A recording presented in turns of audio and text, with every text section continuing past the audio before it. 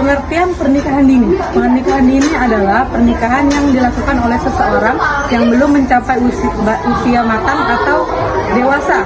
Fisik dan mentalnya itu biasanya belum siap, dan yang melakukan pernikahan dini itu biasanya orang yang di bawah 18 tahun. Di banyak negara, pernikahan dini dianggap sebagai pelanggar hak asasi anak karena individu tersebut belum memiliki kematangan emosional, fisik, dan finansial untuk menjalani kehidupan mereka untuk berumah tangga.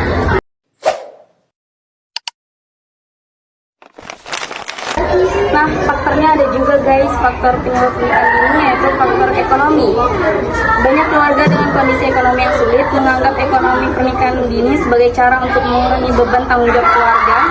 2. Faktor pendidikan. Anak-anak yang putus sekolah sering kali dipaksa menikah karena dianggap tidak memiliki masa depan yang lebih baik. 3. Tekanan sosial dan budaya. Di beberapa daerah, pernikahan dini dianggap sebagai tradisi atau kebiasaan yang harus diikuti untuk menjaga kehormatan keluarga. Yang keempat, kurangnya edukasi seksualitas. Rendahnya pengetahuan tentang kesehatan reproduksi membuat remaja seringkali tidak menyadari dampak buruknya pernikahan dini, seperti kehamilan yang tidak terencana.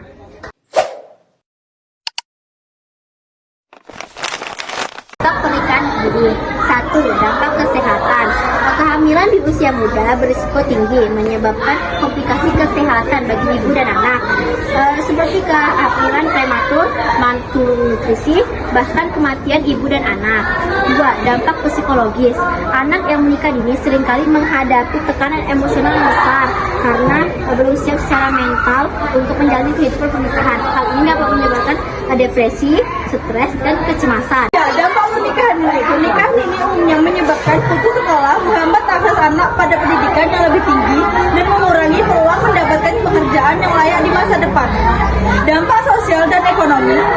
Pernikahan dini seringkali mengakibatkan siklus kemiskinan yang berlanjut karena pasangan yang menikah di usia muda cenderung kesulitan mendapatkan pekerjaan yang stabil dan menghasilkan yang memadai.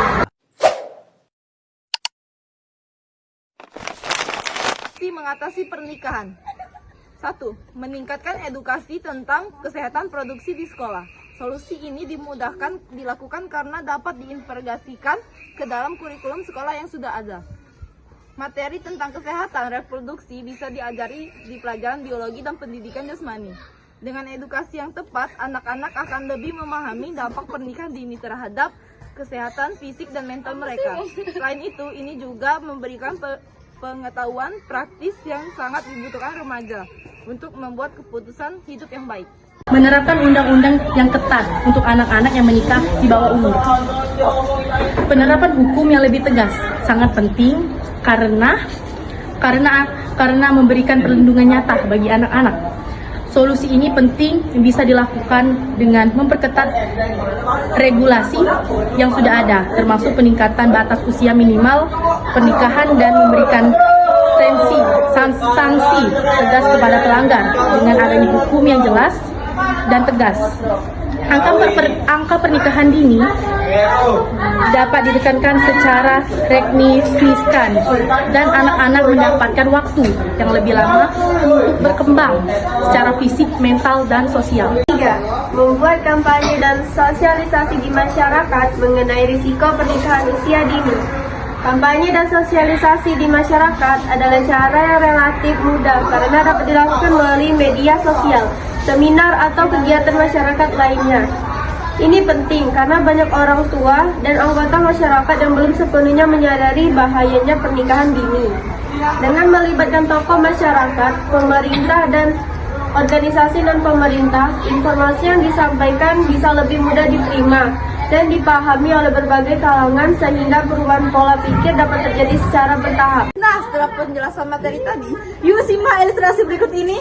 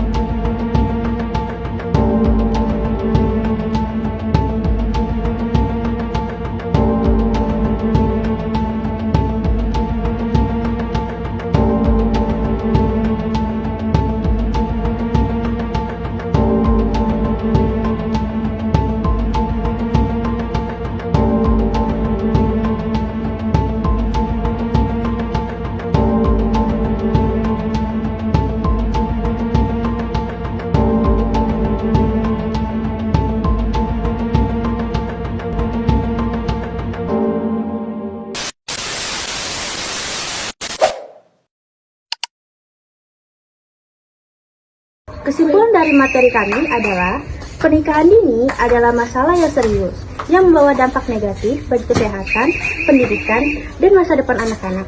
Oleh karena itu, perlu adanya kerjasama antara pemerintah, masyarakat, dan keluarga dalam mencegah pernikahan dini melalui edukasi, penegakan hukum, dan pemberdayaan ekonomi.